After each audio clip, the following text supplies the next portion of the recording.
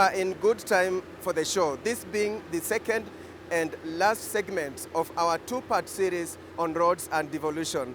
I'm your host, Alex Chamwada. Welcome. Hii barabara ilikuwa mbaya, tulikuwa tukichimba na mikono. In this series, we've been looking at the milestones, the challenges, and the way forward in the road sector at the county level. Last week, we featured the following counties: Kakamega, Turkana, Meru, Baringo, and Kitui. This week, we train our cameras on Nakuru, Kajiado, Nyeri, Bomet, Kisumu, and Makueni. Sijui kama ni ya county ama iwe ni ya serikali. Leo ni ya national government, lakini sasa kama national government haisaidii, tunaomba hata county kuja tu isaidie kuweka hata kama ni maram. The common local resident doesn't differentiate between a national and a county road. They always blame the county government. But first, let us revisit some highlights from last week's show. And we learned that there is still a controversy between the national and county governments over classification of roads in the country, with governors claiming that the national government has taken over certain roads that are meant to be under the mandate of county governments, hence denying county governments funds that would help improve roads at the county level. But the national government has refuted the claim. So first, let us understand, how are roads classified in the country? Statistics indicate that Kenya has a road network of 177,800 kilometers, out of which about 64,000 kilometers is classified. The classification is done mainly depending on the function of the road.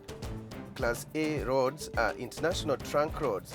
For example, the road linking Tanzania and South Sudan through Isebania, Kisumu, Kakamega, Kitale, and Lodwar, as well as the Namanga Road to the border with Tanzania. Class B roads are those that link nationally important centers, principal towns, or urban centers. For example, the Kericho-Kisumu Busia Road and the Maimahiu-Narok Kisii Road. Class C roads are those that originally linked provinces, but now they link counties. If a road links locally important centers within a county, it is a Class D road, or what is known as a secondary road, while any road link to minor centers or markets is a Class E road. Then there are unclassified roads. According to the Constitution, county governments are in charge of county roads, street lighting, traffic and parking, as well as public road transportation. We look at where there is high traffic, but again, these roads continue to be reviewed every now and then to make sure that they meet the functionality which they are intended to. But the latest classification of roads in the country did not go down well with the Council of Governors. Once classification is done, the roads are identified, they are marked. If the roads are to be revisited, it has to be in conformity with the Constitution. Right now, county roads remain county roads, the national roads remain national roads. The national government cannot wake up one day and decide a particular road that's being managed by a county all of a sudden becomes a national road. The roads had been agreed upon, so the national government knew what roads belonged to the national government. The county governments knew what roads belonged to the county governments. County governments insist the move to upgrade certain roads to national level hampers the trickling down of funds to improve roads at county level. The national government is not, we can say it's not as much present as the county government. It is the governor who is asked. Now, if you cannot allocate money to do that road, then there is a problem. And the outcome will be that the governor does not make roads. He doesn't know the work that he's doing. Okay? That's why we are saying, give the function, follow it with resources. We have over 120 kilometers which are now pushed to the county roads, which we call the county roads. So that is class D, and then going all the downwards, D, E, and F. While class A, B, C, and D, which is 40,000 kilometers, are actually, we term that one as national roads.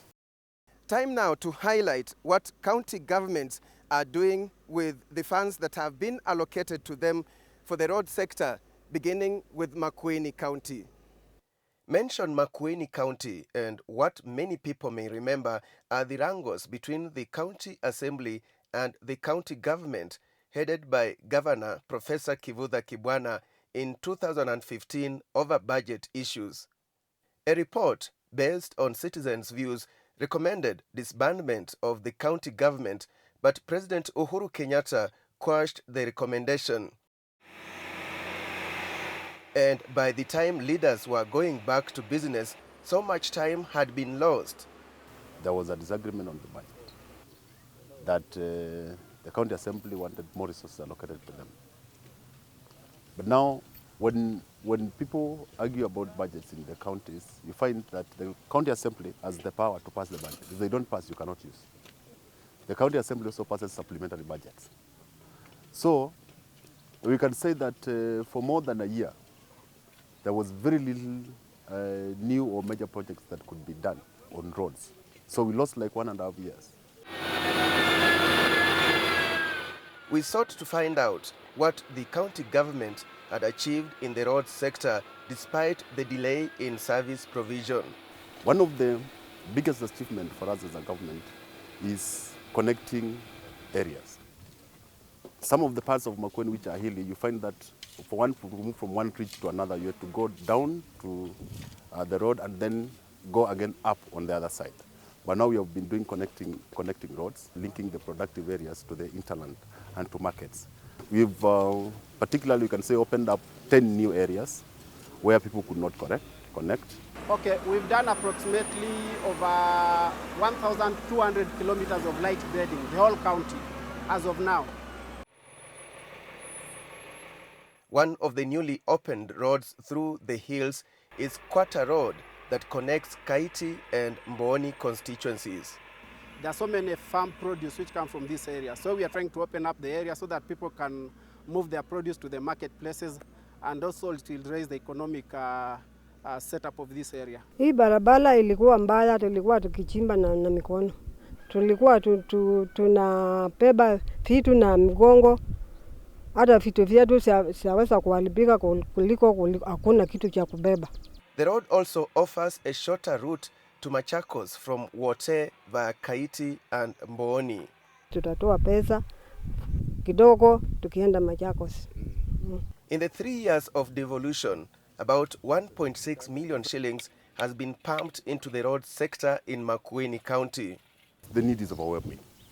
So we can say that the Ministry of Roads gets the largest number of complaints, and the largest number of needs, the largest number of requests for work to be done. That is number one.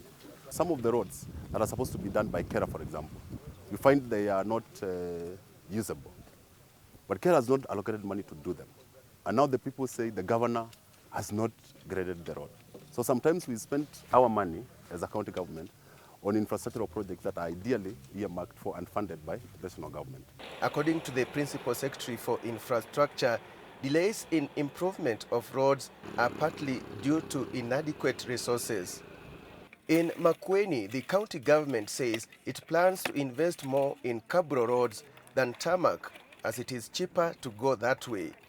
On Kabro, the government says it spends about 2 million shillings per kilometer. Doing a kilometer of tarmac is in the region of between 40 and 50 million of tarmac road. So, and that is very expensive, because if you get the whole 400 million for roads, you will only do about 5 or 10 kilometers of road only and not have any further money.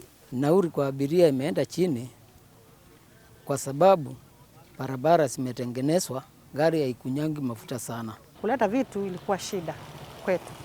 Kama tumetolewa stage, kuleta huku watu wa kubeba hakuna, lakini saa hizi tumepata. We now cross over to Nyeri, a county in former Central Province of Kenya. There are 30 wards in the county, and the government's strategy is to allocate funds to the wards equally for roads. And each ward has been allocated 8 kilometers. So each member of the county assembly has been allocated 8 kilometers. And this now entails grading of the road, graveling, and compaction. And to date, we have spent about 270 million already on the roads, and we have done about 80%.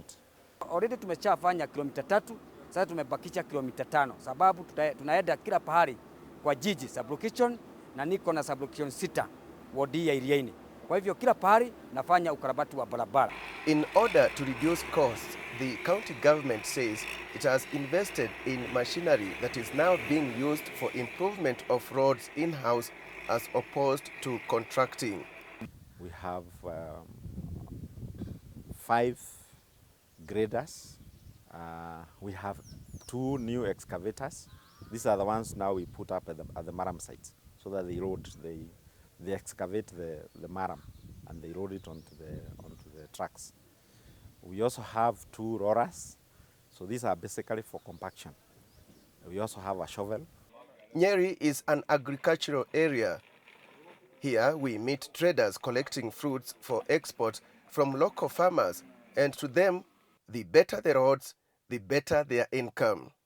Kazi inakuwa rahisi sana kupeleka hii matunda kwa sababu barabara ni mzuri. Ukiangalia hii, it is all good, all weather condition.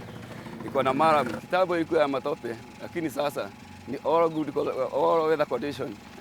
Ni mzuri, iko na maram, kila kitu, gari haiwezi kukoma.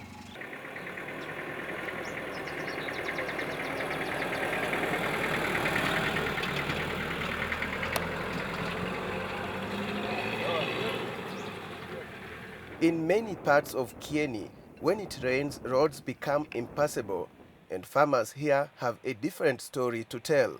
Barabara ni baya zaidi. Hata gari ya society, sisi tunabeba maziwa kwenda mbali sana. Kama mimi nakamua kilo karibu 20. Na kubeba iko gumu sana, na gari ilikuwa inapitia hapa, inachukua hapa tu. Sasa tunashindwa. Hii mtaro barabara imekwisha kwenda yote. Watoto wa shule inabidi mimi kama mama, sababu niko na watoto wadogo, na wasidikisha asubuhi alafu jioni na waendea juu ya hii barabara, asikuja hapa afujikie mikono yake hapa ama mguu, sababu tuko na watu kama 3 hivi wamefujikia tu mikono hapa. Sasa sisi tunauliza tunaweza saidika aje? But the county's roads department says that although the area's topography poses a big challenge to public works, more attention will be given to better methods of maintaining the roads. Kieni is a dry part of Nyeri, but it occupies about half of the entire area of Nyeri County. So that's an area that we are giving a lot of attention, because again we have black cotton soils there, and the roads are very tricky, and that's why we have got most of the horticultural produce taking place. So we need to manage those roads, and Kieni has been given that upper hand. So we shall do double the length of the roads. Regarding the conflict between the national and county governments over roads funds, Nyeri County says it has no problem working closely with the national government irrespective of the contentious road classification. But we have been working in consultation with Kura, Kera and Kenha, because Mwananchi by the end of the day may not be very keen on knowing who does what. What the Mwananchi wants is to have an accessible road and a better road.